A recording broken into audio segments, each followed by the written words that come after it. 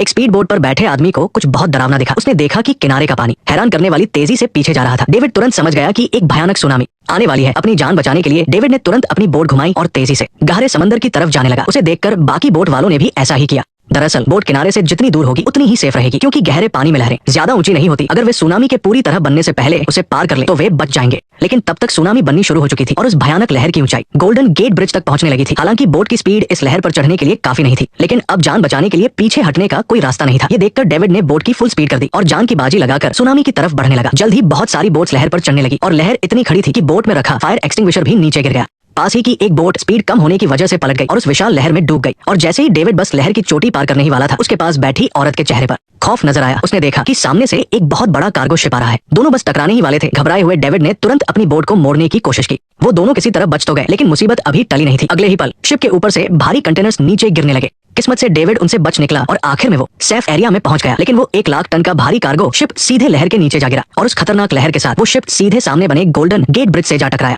अगले ही पल golden gate bridge पूरी तरह टूट कर गिर गया और उस पर मौजूद लोग अपनी जान गंवा बैठे। और फिर वो भयानक लहर तेजी से किनारे की तरफ बढ़ने लगी। लोग डर के मारे इधर उधर भागने लगे, लेकिन उस खतरनाक लहर के सामने ये सब बेकार था। वो खूंखार लहर पूरे सैन फ्रांसिस्को शहर की तरफ तेजी से बढ़ रही थी। बचने की कोई उम्मीद न देखकर 2 बुजुर्ग लोगों ने भागना छोड़ दिया और एक दूसरे को गले लगा लिया ताकि वे अपने आखिरी पल साथ बिता सके। सड़कों पर लोग अभी भी पागलों की तरफ भाग रहे थे, लेकिन कुदरत के आगे इंसानों की कोई औकात नहीं थी। इस तरह सैन फ्रांसिस्को शहर देखते ही देखते पानी में डूब गया। और ये सब कैसे शुरू हुआ, इसके लिए हमें 3 दिन पहले जाना होगा। इस बात से अनजान की कोई बड़ी तबाही आने वाली है। लोग रोज की तरह इस बड़े से डैम को देखने और घूमने आ रहे थे। उसी समय एक जियोलॉजी प्रोफेसर और उसका असिस्टेंट यहाँ भूकंप का पता लगाने वाला एक्सपेरिमेंट कर रहे थे। जैसे ही वे अपने एक्सपेरिमेंट के सक्सेसफुल होने की खुशी मना रहे थे, तभी उनकी मशीन को एक बहुत तेज सिग्नल मिला। इसके तुरंत बाद डैम में हल्की सी हलचल होने लगी और अगले ही पल वहाँ एक जोरदार भूकंप आ गया। प्रोफेसर ने जल्दी से अपना लैपटॉप खोला और देखकर हैरान रह गया कि बस कुछ ही सेकंड में भूकंप की तीव्रता बहुत खतरनाक लेवल तक पहुंच गई थी। डैम की दीवारों में बड़ी बड़ी दरारें पड़ने लगी। डैम इतने तेज भूकंप को नहीं सह सका और टूटने लगा। लोग डर के मारे इधर उधर भागने लगे। उसी समय असिस्टेंट डैम के अंदर से भागकर बाहर आया, लेकिन जैसे ही वो वहां से निकलने वाला था, उसने एक डरी हुई छोटी बच्ची को देखा। उस बच्ची को बचाने के चक्कर में असिस्टेंट खुद एक बड़ी मुसीबत में फंस गया।